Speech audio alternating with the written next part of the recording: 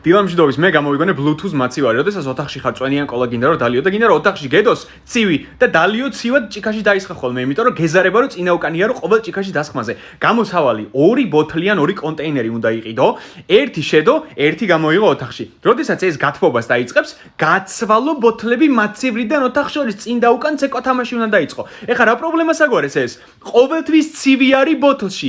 აქედან გამომდინარე ძალიან მნიშვნელოვანი რამ არის რომ შენ როდესაც ცივის დალევა გინდება და ჭიქაც არიელია, კრიზისი არ ჩნდება, იმიტომ რომ ცივი ბოთლი ოთახში გაქვს და გამოცვლის მომენტი არის მშვიდი და ქარხნული სტანდარტული, იმიტომ რომ შენ იმ მომენტში ვაიმე აუ ეხა მწყურია და ეხა უნდა გავიდე, დაძალებული ტყვერო ხარ შენი საკუთარი სახლის. არა, შენ როცა გინდა ცვლი, იმიტომ რომ სტრატეგიულად მიუდექი და როცა მართლა წყურია და გჭირდება, იქვე არის ყოველთვის, ანუ ნდობას იპოვებ.